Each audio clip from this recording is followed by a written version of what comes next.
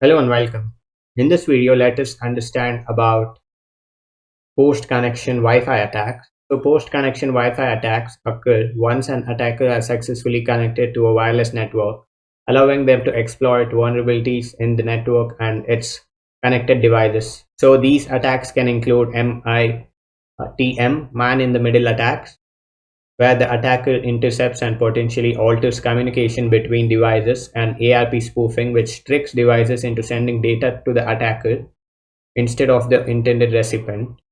So other tactics involves DNS spoofing to redirect users to malicious websites and exploit weaknesses in networks protocols to gain unauthorized access to sensitive information.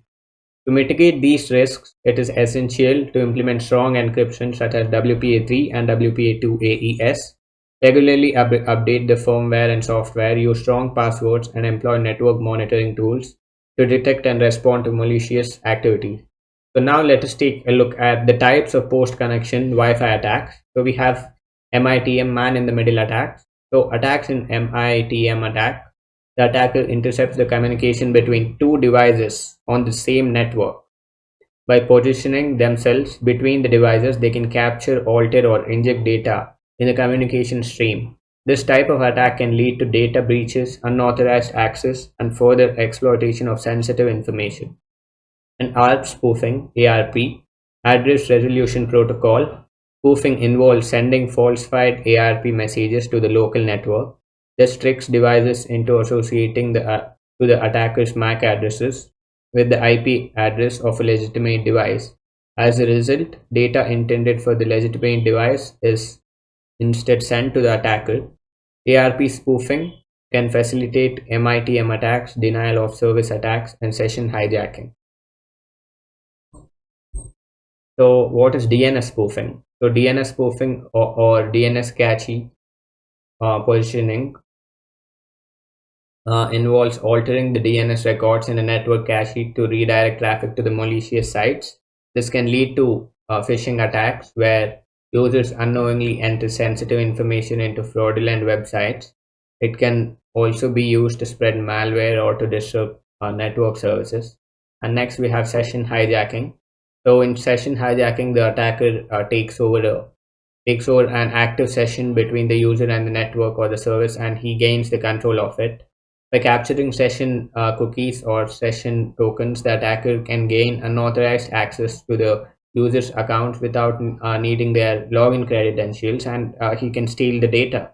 So this can result in data theft, unauthorized transaction, and further system compromise. So next we have exploiting network protocols. Weaknesses in network protocols such as outdated encryption methods or improperly configured security settings can be exploited by attackers, such as, for example, exploiting vulnerabilities in WP and WPA2 protocols through brute force and dictionary attacks can give attackers unauthorized access, and he can read the data or decrypt the data. Decrypt the HTTPS data and analyze the data through Wireshark. This can lead to further attacks on connected devices and data interpretation. And next we have the conclusion part. So post-connection Wi-Fi attacks pose significant threats to network security, but understanding the mechanisms and implementing robust defense strategies can mitigate these risks. By adopting strong encryption, regular updates, strong passwords, network monitoring, and segmentation, organizations can safeguard their networks against these sophisticated attacks. Staying informed about the latest threats and continuously improving the security measures is essential to maintaining a secure and resilient network environment. So you have to turn on your NAT network whenever you're using the Kali Linux. Open up your VirtualBox and go to network and make sure you are connected to the NAT network. So NAT, the full form is Network Address Transition, is a service that enables private IP networks to use the internet and cloud. So once you have enabled this, you can just go ahead and connect your wireless card to the Kali Linux and start your man-in-the-middle and ARP spoofing and denial of service attack. So yeah, I'll see you in the next video.